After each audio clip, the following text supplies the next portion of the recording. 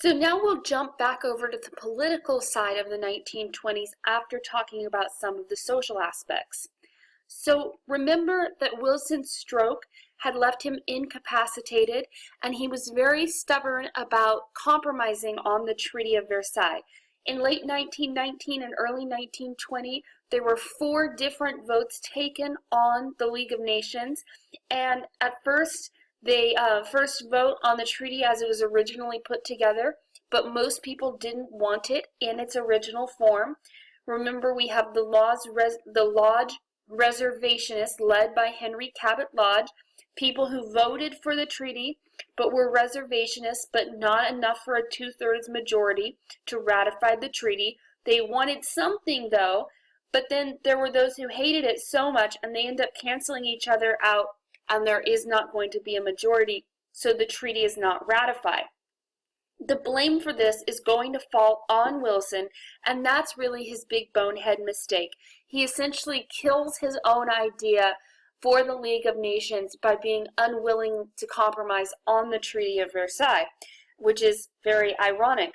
There was even talk at this point that Wilson might run again, but he honestly was in no shape after having suffered that stroke, and he's going to leave the presidency on a bit of a bad note, and people will remember it, but people ultimately, when they look at his presidency, remember that he'd done a good job.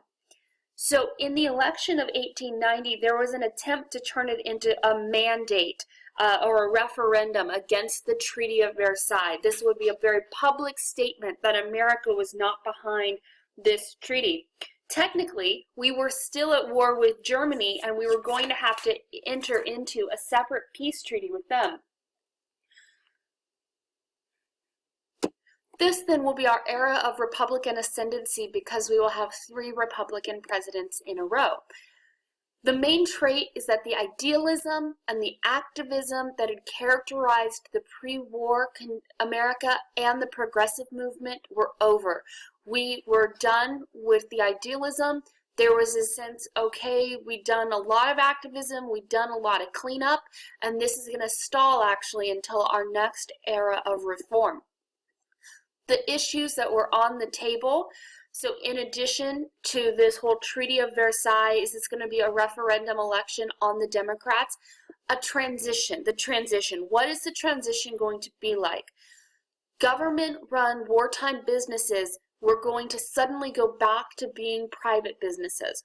All of those contracts with private business were suddenly canceled. So how is that going to work? Internationally, we had a struggling economy. The United States was doing okay, but Europe, France, England, Germany in particular were struggling.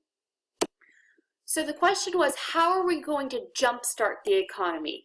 How are we going to end? We had some inflation that had been a result of the end of the war. So how are you going to jumpstart it? And the decision was limited government and lower taxes. So the idea that if the government were to shrink, that means fewer people will be employed by the government, which means less taxpayer dollars having to go to fund those people's salary and to fund the government. So we have that side, and then the other idea, lower taxes. The idea here being that if you lower taxes on a business, it means that is more income that that middle class business owner will have to hire someone else or to grow his or her business. So those would be the Warren G. Harding, a Republican senator from Ohio and an irreconcilable, will get the Republican nomination for the presidency.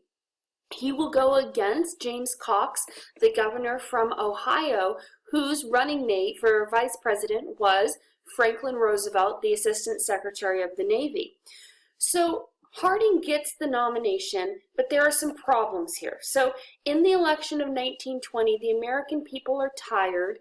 For the last 20 years, we've been being progressives, cleaning up the mess. We've been super busy. We fought World War I, and now we don't really want to be involved with the world anymore. And Harding figures this out, and he basically sends the message, okay, I'll leave you alone. No crusade, no trips to Europe. He's going to dub this the return to normalcy. Now, this word wasn't a commonly used word at the time, and his detractors said that he made it up.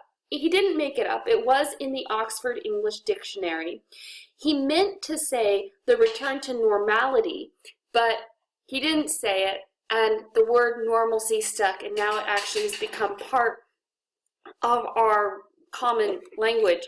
So he made a very famous speech in Boston in 1920 as he was running for president. He said, "America's present need is not heroics but healing, not ineffective remedies but normalcy, not agitation but adjustment, not surgery but serenity, not the dramatic but the calm, not the experiment but the balance, not the submergence in internationality, but the sustainment in triumphant nationality."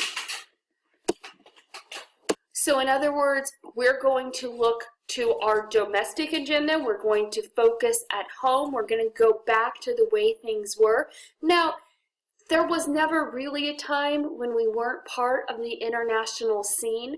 We had been part of the international economy for quite some time, really becoming more so after the War of 1812, but we aren't going to ever truly be able to be isolated, but the politicians are going to try to push this and say, let's be isolated, we can be, yay. So just so you know, that's a picture of Cox, his opponent, that's Harding. This is going to be the first election where women can vote, and women were accused of voting for Harding right up here because he was clearly so much better looking than Cox. Honestly, neither of them should get elected based on their looks. It's no JFK there. So, normalcy. What is this agenda? This new Republican era meant domestic, growing business and the economy at home, and pursuing interests abroad that lead to peace. This is going to make Harding the landslide winner, 16 million votes, compared to Cox, who gets 9 million. And you see here in the electoral votes, 404 to 127. That is a pretty big landslide. The problem is that Harding is going to turn out as one of our worst ranked presidents by historians. He was dumber than 2 boxes of rocks. He made Ulysses S. Grant, who was also as president, dumber than a box of rocks, look like a genius. And his big problem was that he just had very little judgment, and he let his friends take advantage of him. He was not a bad person. He didn't have any malicious intent, but he just lacked judgment 100% of the time. So this is going to be a big problem for him as he continues on with his presidency. His presidency will be marked by a lot of scandals. I said he's dumber than a box of rocks, and he had some bad friends. He will make some good decisions. So we'll start with the good decisions. He appoints some really good people to high offices. Herbert Hoover will be appointed Secretary of Commerce, and he will end up being president after Coolidge. Andrew Mellon, you know, like Carnegie Mellon, he will become Secretary of the Treasury and was very good at doing his job. William Howard Taft is going to finally realize his boyhood dream. He will be appointed to Chief Justice of the Supreme Court, and he'll actually do a pretty good job. He's going to pardon Eugene Debs. If you remember from your reading, Eugene Debs had been in jail for a few years, and he is now going to pardon Eugene Debs. And he'll also appoint Charles Evan Hughes as Secretary of State, who will be the one actually in charge of negotiating a separate peace treaty with Germany. So he's going to, though, make some pretty bad decisions. And, you know, he wasn't really qualified to be president. So there was the whole intelligence issue, but he also had this real character flaw where he was obsessed with making people like him. He couldn't ever do what he thought was right in case somebody didn't like what he was doing. So it made him really unable to do anything and instead be obsessed with what people thought of him, which is really not what you want in a president. You really want somebody who can make a decision, but he just wanted to be the most loved. And ultimately, ironically, he doesn't end up the most hated, but he doesn't end up very popular at all because he is so incompetent. So he's going to make some big bad decisions. He has definitely more than one big bonehead mistake. He's going to reward his friends and political contributors with jobs. That's just never a good idea. This is sort of going back to the spoils system. And he gives a lot of the jobs to a group called the Ohio Gang, who were really just his poker buddies and his cigar smoking buddies. He also had a mistress who was in her 20s who would come in and out of the White House. The Secret Service had to smuggle her in and out. He had an illegitimate daughter, and Alice Roosevelt, who was married to the Speaker of the House at that time, said, well, Harding isn't a bad man, he's just a slob. So that sort of sums it up. But the big bonehead mistake came with the Teapot Dome scandal. And that was when Albert Fall, the Secretary of the Interior, got to control the Navy, was in charge of the Navy's super secret oil reserves, like those oil reserves that the United States has in case of national emergency. And Fall was crooked. He stole a loan of $500,000 to let oil companies come in and pump out that oil.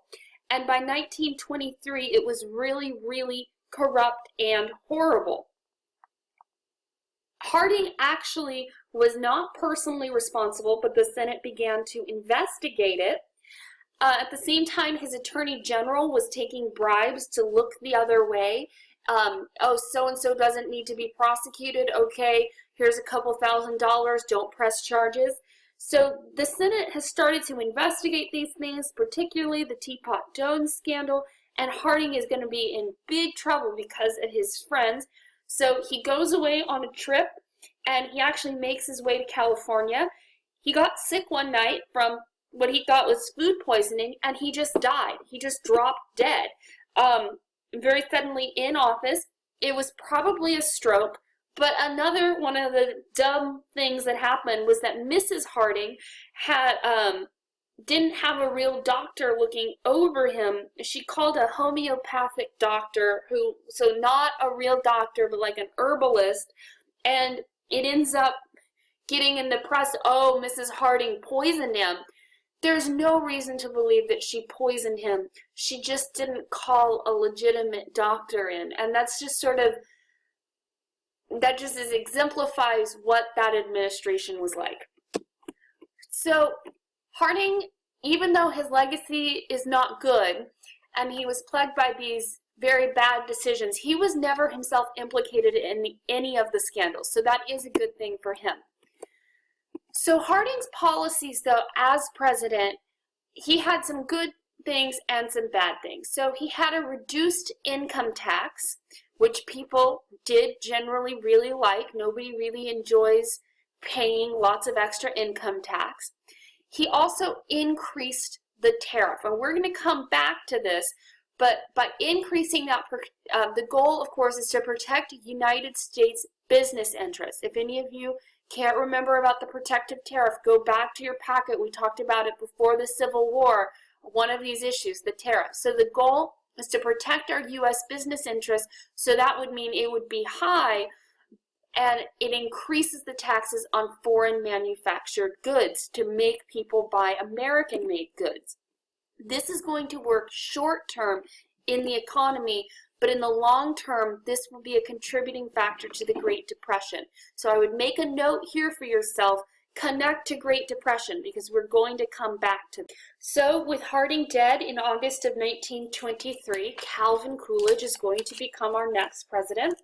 He was from New England and was just about a tiny improvement over Pierce when we're ranking our presidents, so that's not really too good. He basically just floated to the top in 1919. He had made a little comment during the voting process in the Republican convention, and he got the VP nomination, and he's really going to benefit from some good timing here. Senate is going to clean up the Harding scandal, so he'll start with a clean slate, and His nickname is going to be Silent Cal. He didn't believe in saying too much because if you spoke and said the wrong thing, people wouldn't like you, but if you just didn't say anything, then nobody knew what you were thinking, and he saw it as sort of a win-win. He had some real deep thoughts. The business of America is business. And after he was president, someone asked him, what do you think about unemployment in America? It was during the Great Depression, and he said, the solution to unemployment is jobs. So some deep thoughts there. Don't go too deep, you'll drown. But he believed very much in limited government and shrinking the size of the federal government. He thought that this would be very good for the economy. He cut spending tremendously. He was very good at whittling away programs, and he watched the budget like a hawk. Now, this was pretty much the only thing he did do, since he slept about 12 hours a day at least, and he was an expert napper. So he's going to use his veto very frequently for any budget items coming out of the House to be sure that they were in line with his proposals. And he could be very harsh with his veto. Once he actually vetoed benefits for World War I veterans that everybody thought was going to happen. But if he thought it was too much spending, and he would just axe it. So he's actually going to be pretty popular, and he gets reelected. When it was time, though, he could have tried to run for a third term, and he decided no, it was too much. I guess doing nothing had been completely exhausting for him.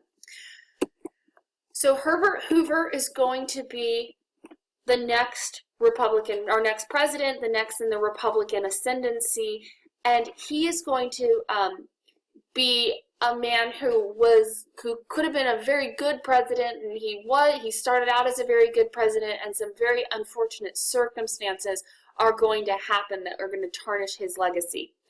He was a self-made millionaire with a spotless reputation. He was a genuinely good guy, and he ran against a Catholic named Al Smith. Now, a lot of people were against Al Smith because of the fact that he was Catholic.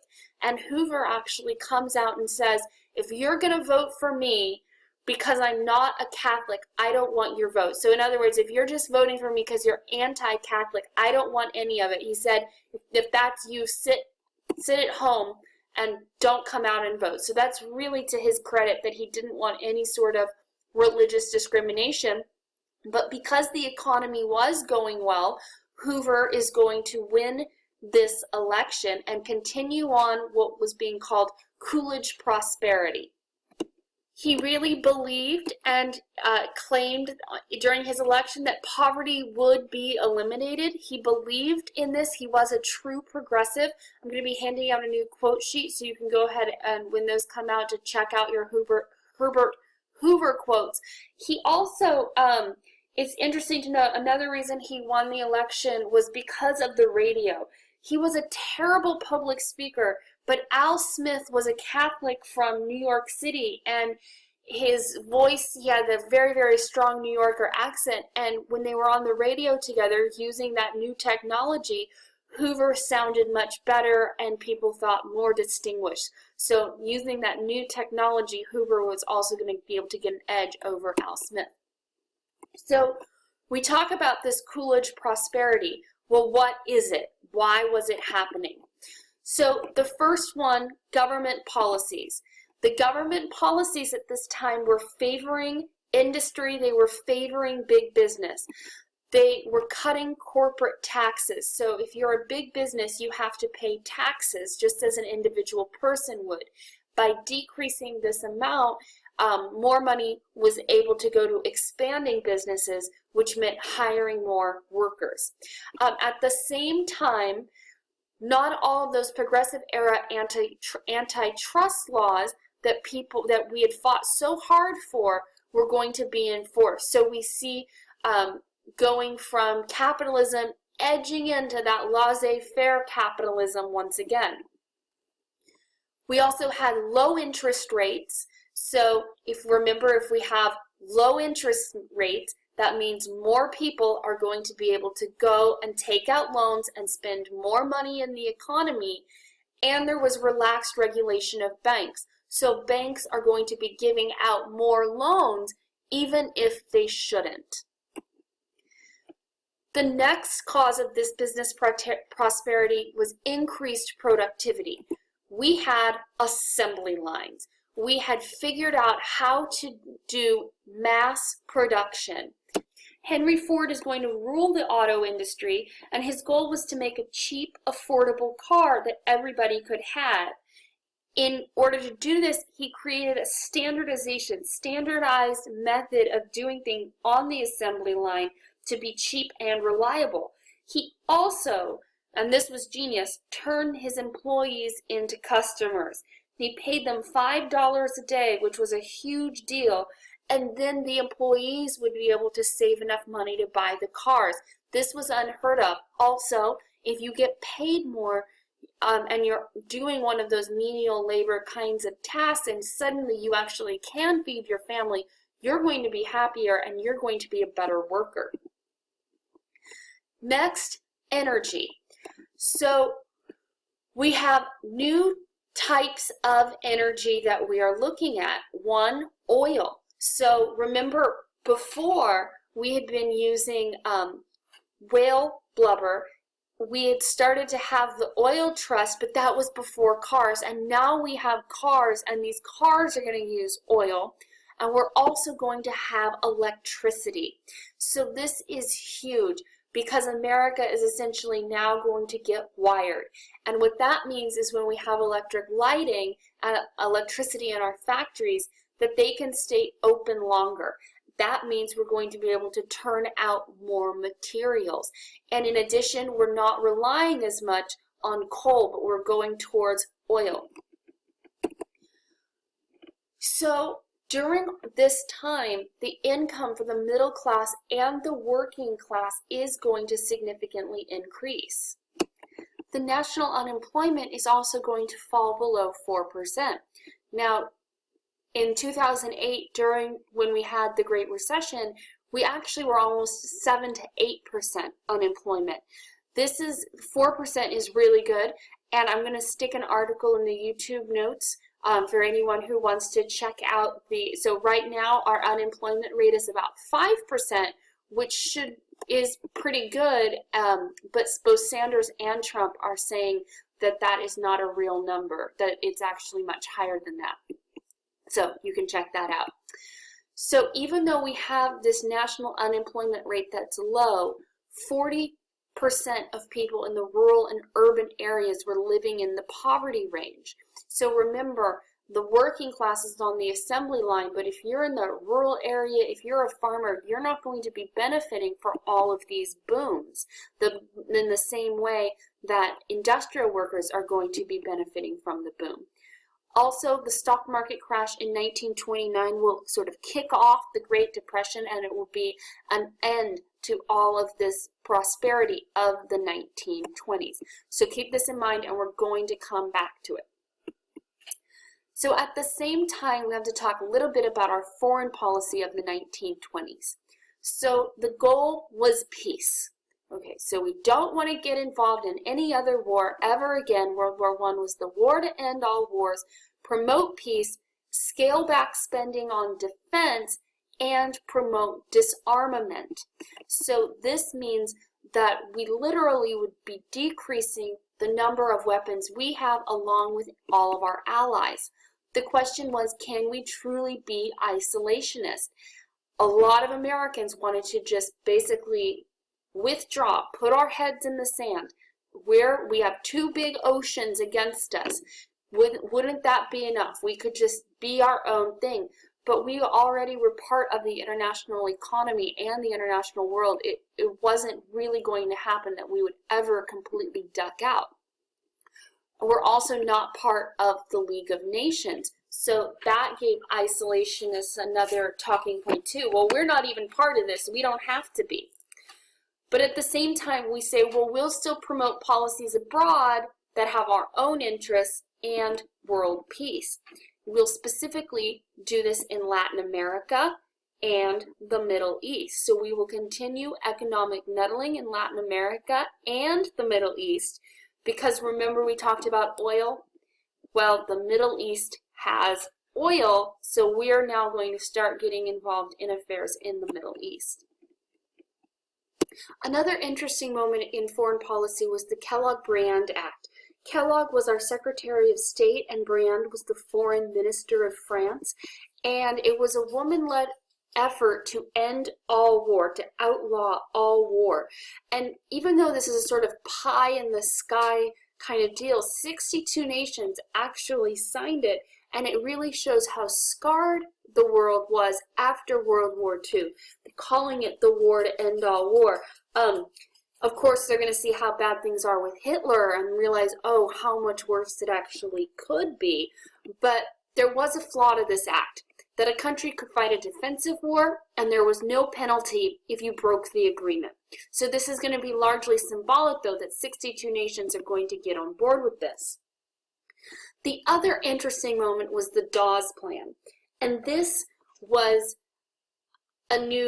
it's sort of a foreign idea to us. Today we give billions and billions of dollars in aid, and we never expect that it's going to actually get repaid. But the United States actually expected that we would get paid back for all of the loans we gave to England and France. There was a problem, though. France couldn't get the money from Germany to repay the United States for the loans that we had made because Germany's economy was in complete shambles. So we came up instead with the Dawes Plan, and that was that the United States would lend money to Germany, and then that money would be used building up the German economy. Then Germany would use increased tax revenues to pay reparations to France. So France is getting money, and then France pays back the war loans and imports goods to help rebuild France. So it all went in this nice little triangle. And a lot of people in the United States were like, oh, just let them have it. We don't need to get repaid. But we thought it would be a slippery slope to giving out millions and millions, and in today's term, billions of dollars in foreign aid and never seeing a dime back. So we're going to insist on the Dawes Plan that is actually going to work until the stock market crashes and the whole international economy is going to start to crumble after that point. So thank you for listening. I know this was a lot. Please be sure to write down all of your questions and bring them to class so we can pick up with the Great Depression when we get back. Bye.